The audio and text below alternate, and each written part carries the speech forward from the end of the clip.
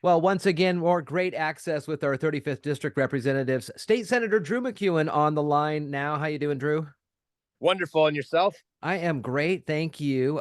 Bringing up today Initiative 2117. We briefly talked about it last week, but this is an interesting one to me in the sense that this is another initiative signed by enough people to have the threshold to be brought into the legislature for either a hearing or a vote on this. And if nothing happens, it'll move to November. The reason I say that is because I don't remember uh, this happening as often as I'm reading about recently. Let's talk about that and then talk about what the process is going to be. Sure. Yeah, absolutely. So there are a number of initiatives that appear to be qualifying for the ballot this year, or excuse me, qualifying as initiatives to the legislature this year.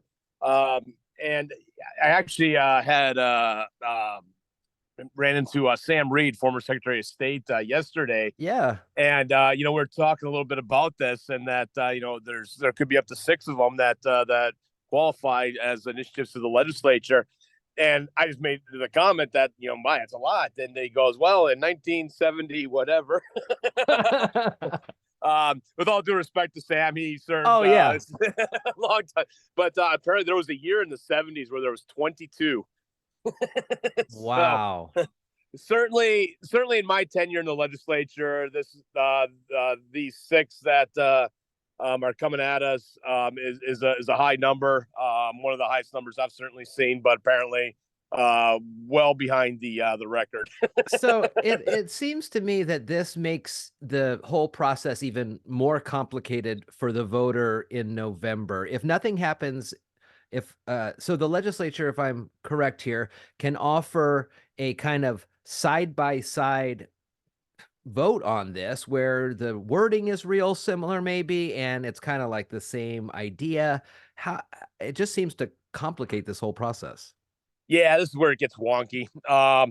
The so let's walk through what happens with an initiative once it's Right. certified, which 2117, which deals with the Climate Commitment Act, and then I always get my numbers wrong. The other one that was qualified this past week is regarding the police pursuit issue.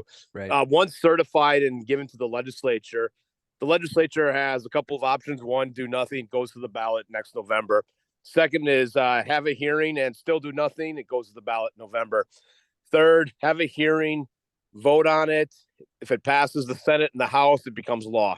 And then the last option, which is where it gets weird, is you take one of those first three scenarios where, for whatever reason, the legislature does not vote on it, but passes a bill that the Attorney General's office deems as a substitute. In that situation, both of those items would go on the ballot. So let's say you have an initiative that says the sky is blue, and the legislature then passes a bill that says the sky is light blue. The Attorney General could say, well, these are similar. We're going to put them both on the ballot and let the voters decide. Yeah, yeah. That's as simple as I can make it. Yeah, no, I understand what you're saying there. Wow, that is interesting. What are your thoughts on how this is going to go? Have you heard any sort of movement on the majority side of the aisle to at least get this into a hearing? So I've been pressing with Senator Wynn, who chairs the Energy and Environment Technology Committee, and that's what I'm the ranking member on, to have a hearing. At the very start of session, my takeaway was he would agree to hear it. I don't have any illusions that they're going to move on it. They won't, but I've just been pressing that at a minimum, you got to hear it. I mean, hundreds of thousands of people in this state signed it, and we're hearing time and again about the issues that are surrounding the CCA, the Climate Commitment Act. At a minimum, let the people have a voice. And I get it that it's not going to fit your political criteria, but at least let the people have their voice, and then once again have their voice next November. And I can't say with 100% certainty, but I say with a high level of confidence that I think we'll at least hear 2117 dealing with the Climate Commitment Act, but that'll be as far as it gets. I mean, they're not gonna they're certainly not going to vote on it. There, we could see, including with the linkage bill, which deals with tying our carbon credit market auction to Quebec and California.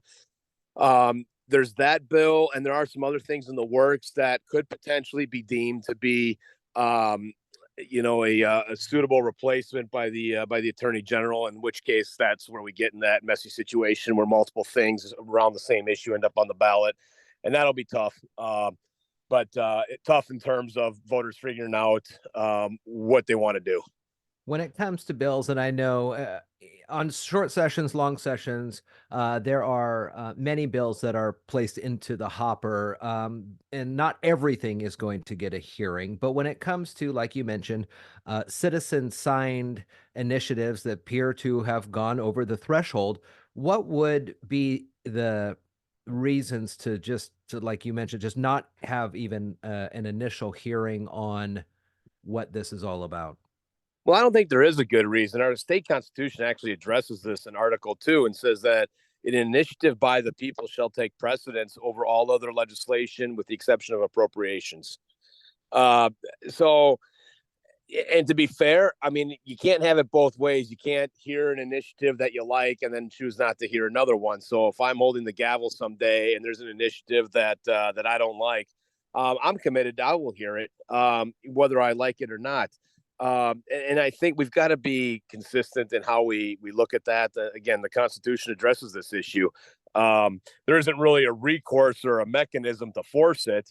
In terms force a hearing that in that way. But again, I mean, either you respect the Constitution or you don't, and that's why I believe it's incumbent to at least have the hearing. And then maybe not the whole floor will fully, I mean, they'll read the notes and what comes out from the meetings. Maybe the whole floor may not have an full understanding of what's happening, but at least within the committee that then can report out to its members on what's happening here. And that's a sole decision based on the majority party ranking member. Yep. The chair of each of the respective committee. Yeah. Okay. Yeah. To me, the biggest part of this, though, is the public process. The founding fathers of this state in writing the Constitution, had the initiative process in there for a reason, and that was for people to be able to have a check on what the legislature did or didn't do. And I think it's vitally important to have that voice heard. And so, again, doesn't mean you got to agree, but the only time that the public gets to really have an input in the process when we're in session is through a public hearing.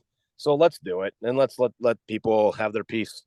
And once again, one of the, I guess, benefits that came out of the pandemic is the ability that showed all of us we can make these remote statements, remote comments when it comes to these hearings. There are ways that you can get signed up, either come to Olympia, but if you can't make that long drive, maybe the passes are closed or something like that over there, or you don't want to spend 12 hours of your day trying to get here and back. There are opportunities for folks to make online mentions about these things. Drew, I'm not going to keep you here too much longer. That was a good conversation and deep dive into the back end of a lot of these initiatives and voting there. Drew is online at Drew MacEwen, that's one word, .src.wasstateleg.org. I'll put the links in the notes here as well, serving the 35th district as our state senator here. Drew MacEwen, thank you so much, bud.